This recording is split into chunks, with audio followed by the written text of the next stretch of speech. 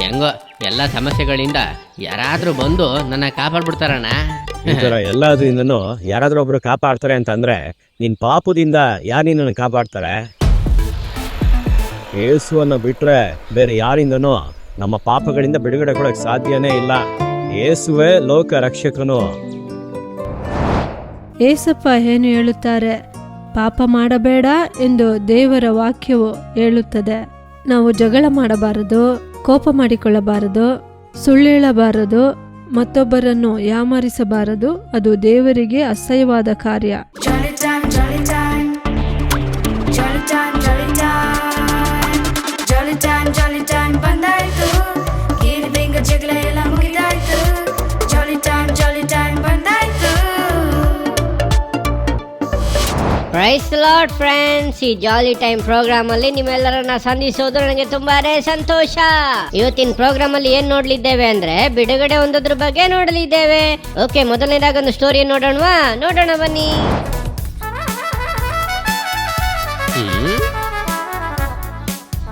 ನಿರ್ಬಂಧಿತ ಪ್ರದೇಶನ ಇದ್ಯಾವಾಗ ಹಾಕಿದ್ರು?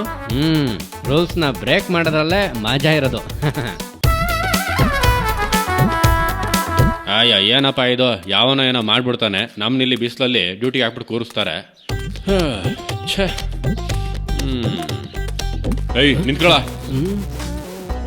ಇಲ್ಲೆಲ್ಲ ನಡೆಯಂಗಿಲ್ಲ. ಹೌದಾ ಸರ್? ಏಯ್ ಸರಿ ಸರ್. ನಿಂತ್ಕೊಳ, ಏಯ್ ನಿಂತ್ಕೊಳ, ಏಯ್ ನಿಂತ್ಕೊ, ಏಯ್ ನಿಂತ್ಕೊಳ, ಓಡ್ಬೇಡ, ನಿಂತ್ಕೊ, ಏಯ್ ನಿಂತ್ಕೊಳ, ಓಡ್ಬೇಡ, ಏಯ್ ನಿಂತ್ಕೊ, ಓಯ್ ನಿಂತ್ಕೊ, ಓಯ್ ಓಯ್ ನಿಂತ್ಕೊಳ, ಓಯ್ ಏಯ್ ನಿಂತ್ಕೊಳ, ಓಡ್ಬೇಡ, ಏಯ್ ನಿಂತ್ಕೊತೀಯ ಇಲ್ವಾ?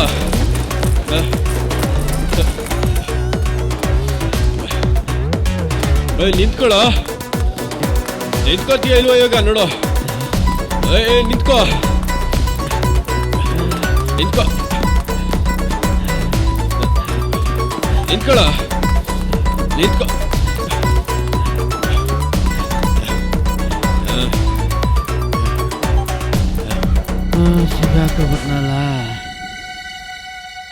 ಯಾಕೋ ಓಡ್ ಬಂದೆ? ನಡಿಬಾರ್ದು ಅಂತ ಹೇಳಿರಲ್ಲ ಸರ್, ಅದಕ್ಕೆ ಓಡ್ದೆ. ಹಂಗಂದ್ರೆ ನಡೆದಿದ್ದಕ್ಕೆ 500, ನನ್ನ ನೋಡ್ಸಿದ್ದಕ್ಕೆ 500, ಒಟ್ಟಿಗೆ 1000 ರೂಪಾಯಿ ಫೈನ್ ಕಟ್ಟು. ಫೈನಾ? ಹೌದು, ಫೈನ್ ಕಟ್ಟಿದ್ರೆ ಮಾತ್ರ ಬಿಡೋದು ನೀನ. ರಾಜನ್ ಅವರೇ, how are you? I am fine. ನೀನ್ ಹೇಗಿದೀಯಾ? ಫೈನ್ ಕಟ್ಟಕ್ ಆಗದೆ ಇದ್ದೀನಿ ಅಣ್ಣ. ನಮಸ್ಕಾರ ಸರ್. ಫೈನ್ ಕಟ್ಟೋ ತರ ಏನ್ ನಡೀತು? ಅವ್ನು ನಡೆದಿದ್ದಕ್ಕೆ ಫೈನಾ? ಅವನು ನಿರ್ಬಂಧಿತ ಪ್ರದೇಶಕ್ಕೆ ಬಂದಿದ್ದಲ್ಲೇ ನನ್ನನ್ನು ಓಡೋ ತರ ಮಾಡ್ದ.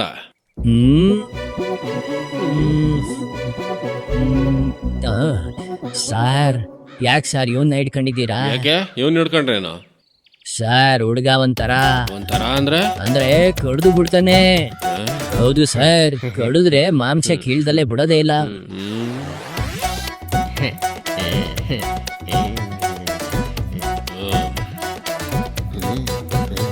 ಇವ್ರ ಮುಖ ನೋಡ್ಕೊಂಡ್ ಬಿಡ್ತಾ ಇದ್ದೀನಿ, ಇನ್ ಮುಂದೆ ಅಲ್ಲೆಲ್ಲ ಬರ್ಬಾರ್ದು. ಸರಿ ಸರ್, ಸರಿ. ಬನ್ನಿ ತುಂಬಾ ಥ್ಯಾಂಕ್ಸ್ ಅಣ್ಣ, ಒಳ್ಳೆ ಟೈಮಿಗೆ ಬಂದು ಕಾಪಾಡೋದಕ್ಕೆ ತಾನೇ ನಾವಿರೋದು.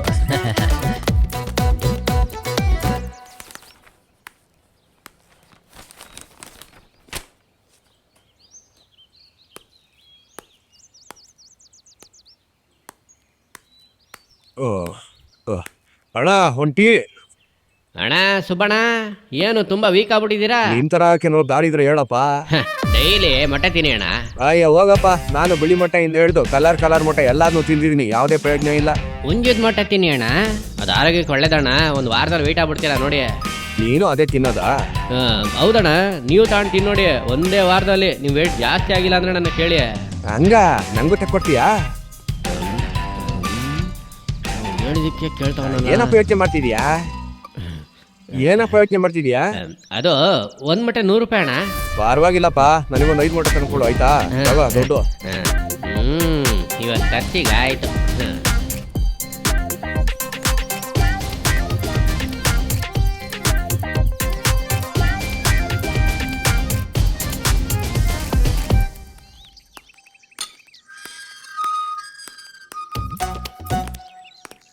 ಅಯ್ಯಯ್ಯೋ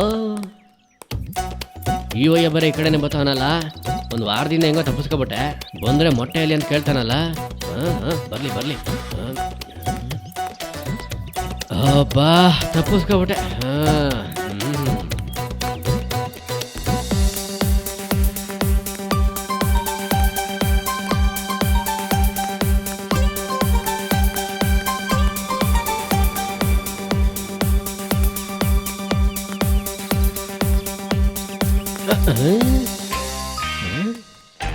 ಎಲ್ಲ ನೋಡೋರು ಏನೇ ಬರ್ತಾವನಲ್ಲ.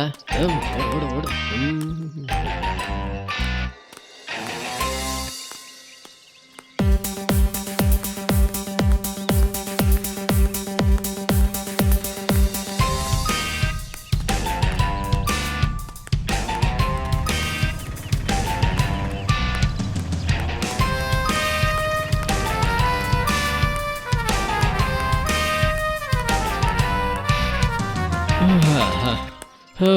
ಅಪ್ಪ ಹೆಂಗೋ ತಪ್ಪಿಸ್ಕೊಬಿಟ್ಟೆ. ಅಯ್ಯ ಅಪ್ಪ.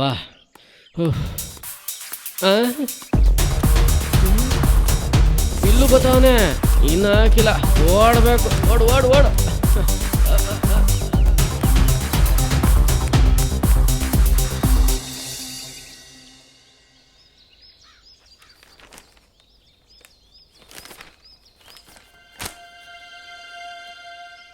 ಬಾದಾಮಲ್ಲಿ ತೆಕ್ಕೊಡ್ತೀನಿ ಅಂದ, ಕಾಪಿಟಿ ತೆಕ್ಕೊಡ್ತೀನಿ ಅಂದ, ಎಲ್ಲೋದ ಅಂತಾನೆ ಗೊತ್ತಿಲ್ಲ. ಹೊಟ್ಟೆ ಬೇರೆ ಹಸಿತಾ ಇದೆ. ಇದೇ ಪೇಪರ್ನ ಎಷ್ಟು ಸಲ ಅಂತ ಓದ ನಾನುವೆ. ಓ ಬಾರ. ಯಾಕೋ ಲೇಟು? ಅದನ್ನ ಯಾಕೆ ಕೇಳ್ತೀಯ? ಬರೋ ದಾರಿಲಿ ಒಬ್ಬನತ್ರ ತಪ್ಪಿಸ್ಕೊಂಡು ಬರೋ ಅಷ್ಟೊತ್ತಿಗೆ ಅಪ್ಪ ಸಾಕಾಗೋಯ್ತು. ಯಾಕೋ ಏನಾಯ್ತು? ಉಂಜುದ್ ಮೊಟ್ಟೆ ಆರೋಗ್ಯ ಕೊಳ್ಳೇದು ಅಂತ ಸುಮ್ಮನೆ ಹೇಳ್ದೆ. ಅದು ನಂಬ್ಕೊಂಡು ನನಗೆ ದುಡ್ಡು ಬೇರೆ ಕೊಟ್ಬಿಟ್ಟವನೆ. ಹೌದಾ? ಸರಿ ಖರ್ಚಿಗೆ ಆಯ್ತದೆ ಅಂತ ತಾಗ್ಬಿಟ್ಟು ಖರ್ಚು ಮಾಡ್ಬಿಟ್ಟೆ. ಇವಾಗ ನೋಡಿರೋ ನನ್ನ ಬೆನ್ನಿಂದ ಬಿದ್ದವನೆ. ತಗೊಂಡು ಅಭ್ಯಾಸ ಆಗಿರೋ ನನ್ನ ಕೈಗೆ ಕೊಡೋಕೆ ಆಯ್ತಿಲ್ಲ. ಕೊಡ್ಬೇಕು, ಇದನ್ನ ಕೊಟ್ರೆ ಅದು ಕೊಡುತ್ತೆ. ಒಂಜುದ್ ಮೊಟ್ಟೆ ಅಲ್ಲ ಅದು ಬರೋ ದಾರಿಲಿ ಬಿಸಿಲಲ್ಲಿ ಮೊಟ್ಟೆ ಹಾಕ್ಬಿಡ್ತಾಣ. ಅದು ಮರಿ ಬಂದ್ಬಿಡ್ತಾಣ. ಸರಿ, ಅದ್ರ ಮರಿನಾರು ಕೊಡು. ಅದು ಕೈಯಿಂದ ಹಂಗೆ ಆರಿ ಓಡೋಗ್ಬಿಡ್ತಾಣ. ಏಯ್, ನೀನ್ ಹೇಳಿದ್ನೆಲ್ಲ ನಂಬಕ್ಕೆ ನಾನೇನ್ ಮೂರ್ಖ ಅಲ್ಲ. ಒಂದು ಮೊಟ್ಟೆ ಕೊಡು, ಇಲ್ಲ ಅಂದ್ರೆ ದುಡ್ಡು ಕೊಡು. ಕೋಪ ಮಾಡ್ಕೊಬಿಡಿ ಅಣ್ಣ. ಇವನ್ಗೊಂದ್ ಸ್ವಲ್ಪ ಬುದ್ಧಿ ಕಡಿಮೆ. ನಿಮ್ಗಿರೋಷ್ಟು ಬುದ್ಧಿ ಇವನಿಗಿಲ್ಲ ಅಣ್ಣ. ಅದು ಮೊಟ್ಟೆ ಕೊಡೋನು ಮುರಿಯಾಗೋ ಮೊಟ್ಟೆ ಕೊಟ್ಬಿಟ್ಟವನೆ, ಏಮಾರ್ಸ್ಬಿಟ್ಟವನೆ. ಇವನು ಏಮಾರ್ಬಿಟ್ಟವನೆ. ಅದಕ್ಕೆ ನಾನೇನ್ ಮಾಡ್ಲಿ? ಇನ್ನೇನ್ ಮಾಡೋದು? ನಿಮ್ಮಂತ ದೊಡ್ಡ ವ್ಯಕ್ತಿಗಳು ದೊಡ್ಡ ಮನ್ಸು ಮಾಡಿ ಬಿಡ್ಬೇಕು ಅಷ್ಟೇ. ಇಲ್ಲೋಡು, ನಿನ್ ಮಕ್ಕ ನೋಡ್ಕೊಂಡು ಸುಮ್ನೆ ಬಿಡ್ತಾ ಇದೀನಿ. ಹೆಂಗೋ ಎಲ್ಲ ಸಮಸ್ಯೆಗಳಿಂದ ಯಾರಾದ್ರೂ ಬಂದು ನನ್ನ ಕಾಪಾಡ್ಬಿಡ್ತಾರಣ್ಣ. ಈ ತರ ಎಲ್ಲಾದ್ರಿಂದನೂ ಯಾರಾದ್ರೂ ಒಬ್ರು ಕಾಪಾಡ್ತಾರೆ ಅಂತಂದ್ರೆ ನಿನ್ ಪಾಪದಿಂದ ಯಾರು ನಿನ್ನನ್ನು ಕಾಪಾಡ್ತಾರೆ?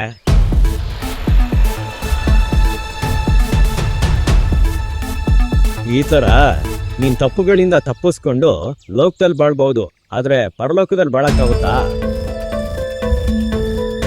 ನಮ್ಮನ್ನ ಪಾಪಗಳಿಂದ ತಪ್ಪಿಸಿ ಪರಲೋಕದಲ್ಲಿ ಬಾಳುವಂತೆ ಮಾಡೋದಕ್ಕೆ ಒಬ್ಬರಿಂದನೇ ಹೊರತು ಬೇರೆ ಯಾರಿಂದನೂ ಸಾಧ್ಯ ಇಲ್ಲ. ಯೇಸುವನ್ನ ಬಿಟ್ರೆ ಬೇರೆ ಯಾರಿಂದನೂ ನಮ್ಮ ಪಾಪಗಳಿಂದ ಬಿಡುಗಡೆ ಕೊಡಕ್ ಸಾಧ್ಯನೇ ಇಲ್ಲ. ಯೇಸುವೇ ಲೋಕ ರಕ್ಷಕನು. ಈಗಲಾದರೂ ನೀವು ಪಾಪದಿಂದ ಬಿಡುಗಡೆಯನ್ನು ಹೊಂದಿ ದೇವರಿಗೆ ದಾಸರಾದದ್ದರಿಂದ ಪರಿಶುದ್ಧರಾಗಿರುವುದೇ ನಿಮಗೆ ಫಲ. ಕಡೆಗೆ ದೊರೆಯುವಂಥದ್ದು ನಿತ್ಯ ಜೀವ ಅಂತ ವಾಕ್ಯ ಹೇಳುತ್ತೆ. ನೀನು ಕೂಡ ಪಾಪದಿಂದ ಬಿಡುಗಡೆ ಹೊಂದಬೇಕು ಅಂದ್ರೆ ನೀನನ್ನ ಯೇಸುಪ್ಪನ ಹತ್ರ ಸಮರ್ಪಿಸು.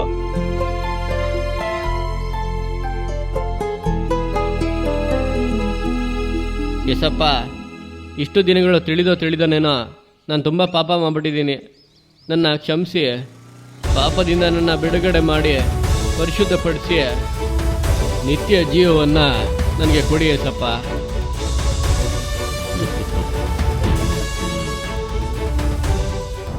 ಸ್ಟೋರಿ ನೋಡಿದ್ರಾ? ಚೆನ್ನಾಗಿತ್ತಾ? ಮುಂದೆ ನಾವು ಹೆಲ್ತ್ ಟಿಪ್ಸ್ ನ ಕೇಳೋಣವಾ? ಹಲೋ ಮಕ್ಕಳೇ, ನಾನೇನೆ ನೀವು ಆಸೆಯಿಂದ ತಿನ್ನುವಂತ ಮ್ಯಾಂಗೋ.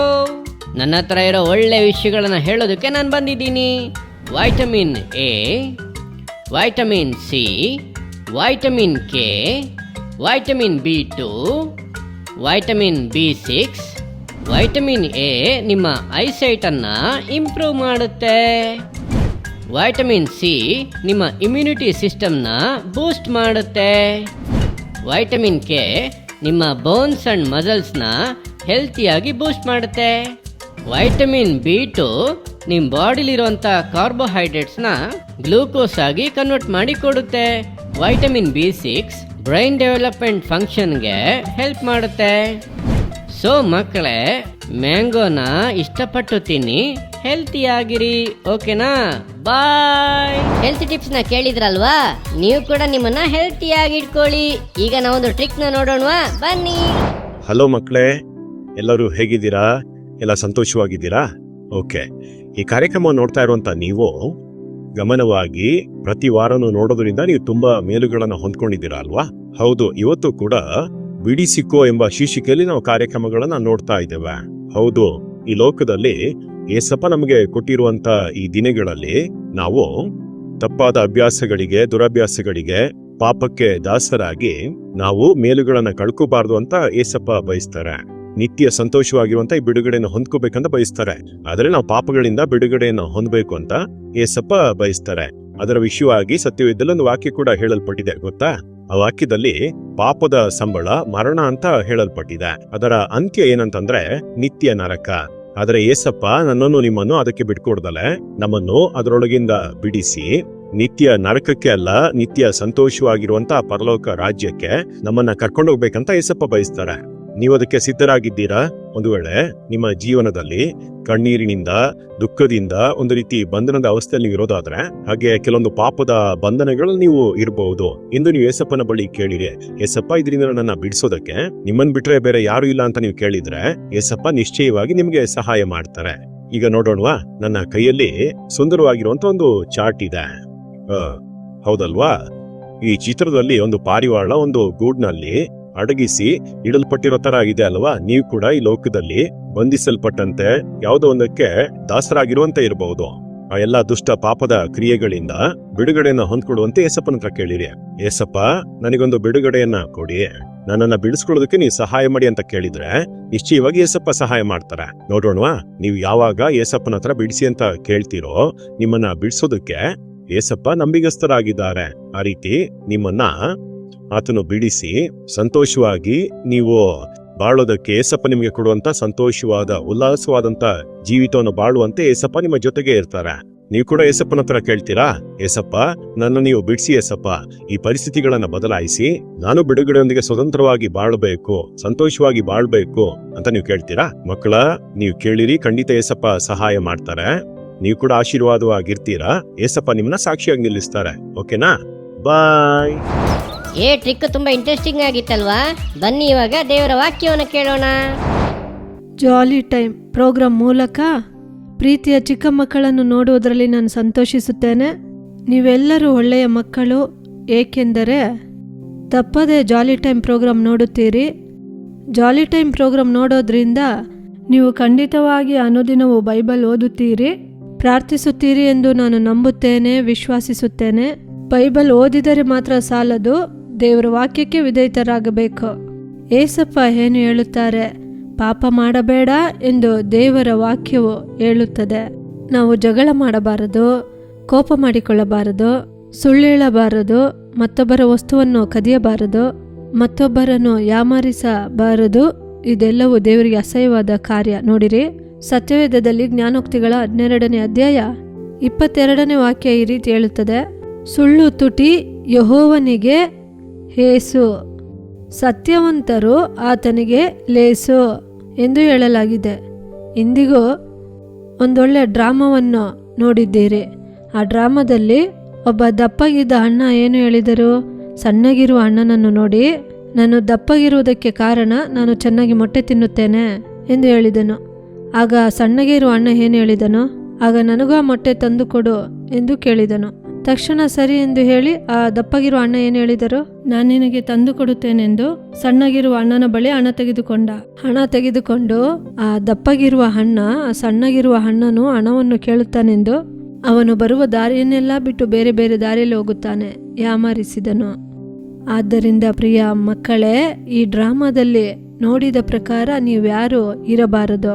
ದೇವರಿಗೆ ಇಷ್ಟವಿಲ್ಲದ ಕಾರ್ಯ ಸುಳ್ಳು ಹೇಳಬಾರದು, ಮತ್ತೊಬ್ಬರನ್ನು ಯಾಮಾರಿಸಬಾರದು. ಅದು ದೇವರಿಗೆ ಅಸಹ್ಯವಾದ ಕಾರ್ಯ.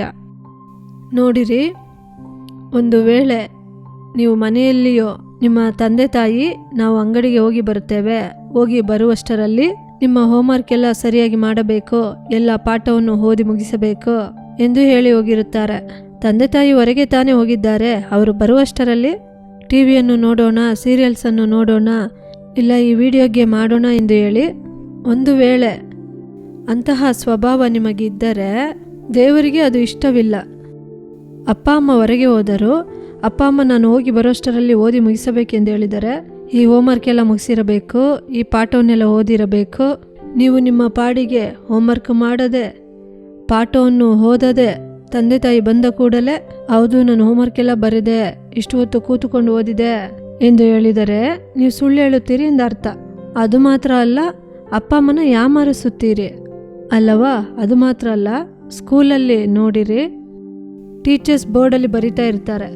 ಕೆಲವು ಮಕ್ಕಳು ಏನು ಮಾಡುತ್ತಾರೆ, ಟೀಚರ್ ಆ ಕಡೆ ತಿರುಗಿಕೊಂಡು ಬೋರ್ಡಲ್ಲಿ ಬರೆಯುತ್ತಿದ್ದಾರೆ, ನಾವು ಅವರ ಹಿಂದೆ ತಾನೇ ಕೂತಿದ್ದೇವೆ ಎಂದು ಹೇಳಿ ಆ ಸಮಯದಲ್ಲಿ ಅವರು ಏನಾದರೂ ಮಾಡುತ್ತಾ ಇರುತ್ತಾರೆ, ಇಲ್ಲ ಬಚ್ಚಿಟ್ಟುಕೊಂಡು ಕೂತಿರುತ್ತಾರೆ, ಏನಾದರೂ ಮಾಡುತ್ತಾ ಇರುತ್ತಾರೆ, ಇಲ್ಲ ಪಕ್ಕದಲ್ಲಿರುವವರೊಂದಿಗೆ ಮಾತಾಡುತ್ತಾರೆ. ಅದು ದೇವರಿಗೆ ಇಷ್ಟವಿಲ್ಲದ ಕಾರ್ಯ. ಯಾಕೆ ಗೊತ್ತಾ? ಟೀಚರ್ಸನ್ನು ಯಾಮಾರಿಸುತ್ತೀರಿ ಎಂದು ಅರ್ಥ. ಅದು ಹೋಗಲಿ, ಇನ್ನು ಕೆಲವರು ಏನು ಮಾಡುತ್ತಾರೆ, ಫ್ರೆಂಡ್ಸ್ ಬಳಿ ನೀನು ನನಗೆ ಹಣ ಕೊಡು, ನಾನು ಹೋಗಿ ನಮ್ಮ ಮನೆಯ ಪಕ್ಕದಲ್ಲಿ ಒಂದು ಒಳ್ಳೆಯ ಅಂಗಡಿ ಇದೆ, ಆ ಅಂಗಡಿಯಲ್ಲಿ ಒಂದು ಒಳ್ಳೆಯ ಚಾಕ್ಲೇಟ್ ತೆಗೆದುಕೊಂಡು ಬರುತ್ತೇನೆ ಎಂದು ಹೇಳಿ ಹಣ ತೆಗೆದುಕೊಳ್ಳುತ್ತಾರೆ. ಎಂದು ಹೇಳಿ ತೆಗೆದುಕೊಡುವುದೇ ಇಲ್ಲ. ಆ ಹುಡುಗನಿಗೆ ತೆಗೆದುಕೊಡುತ್ತೇನೆ ಎಂದು ಯಾಮಾರಿಸುತ್ತಾರೆ. ಅದೆಲ್ಲ ದೇವರಿಗೆ ಇಷ್ಟವಿಲ್ಲದ ಕಾರ್ಯ. ದೇವರ ವಾಕ್ಯ ಹೇಳುತ್ತದೆ, ಸುಳ್ಳು ಹೇಳುವ ತುಟಿ ದೇವರಿಗೆ ಹೇಸು ಎಂದು. ಆಗ ಸುಳ್ಳು ಹೇಳಬಾರದು, ಮತ್ತೊಬ್ಬರನ್ನು ಯಾಮಾರಿಸಬಾರದು. ಏಕೆಂದರೆ ದೇವರು ಎಲ್ಲವನ್ನು ನೋಡುತ್ತಿದ್ದಾರೆ. ತಂದೆ ತಾಯಿಯನ್ನು ಯಾಮಾರಿಸಬಹುದು, ಟೀಚರ್ಸನ್ನು ಯಾಮಾರಿಸಬಹುದು, ನಿಮ್ಮ ಸ್ನೇಹಿತರನ್ನು ಯಾಮಾರಿಸಬಹುದು, ನಿಮ್ಮ ಸ್ವಂತ ಅಕ್ಕ ತಂಗಿಯರನ್ನು ಯಾಮಾರಿಸಬಹುದು. ಆದರೆ ಏಸಪ್ಪ ನೋಡುತ್ತಲೇ ಇದ್ದಾರೆ. ಏಸಪ್ಪ ನೀವೇನೇ ಮಾಡಿದ್ರು, ಕೂತ್ಕೊಂಡ್ರು, ನಿಂತ್ಕೊಂಡ್ರು, ಏನೇ ಮಾಡಿದ್ರು ಏಸಪ್ಪ ನೋಡ್ತಾನೇ ಇದ್ದಾರೆ. ಏಸಪ್ಪ ಮಕ್ಕಳು ದೇವರಿಗೆ ಪ್ರಿಯವಾದ ಕಾರ್ಯ ಮಾಡಬೇಕು. ಈ ಜಾಲಿ ಟೈಮಲ್ಲಿರುವಂಥ ಮಕ್ಕಳೆಲ್ಲ ಒಳ್ಳೆಯ ಮಕ್ಕಳು ಎಂದು ನಾನು ಹೇಳಿದೆ. ಒಳ್ಳೆಯ ಮಕ್ಕಳು ಮಾತ್ರವಲ್ಲ, ಏಸಪ್ಪ ಮಕ್ಕಳಾಗಿರುವಾಗ ಏಸಪ್ಪ ನೀವು ಇಷ್ಟಪಟ್ಟಿದ್ನೆಲ್ಲ ತೆಕ್ಕೊಡ್ತಾರೆ. ಏಕೆಂದರೆ ಸತ್ಯವಂತರು ದೇವರಿಗೆ ಲೇಸು.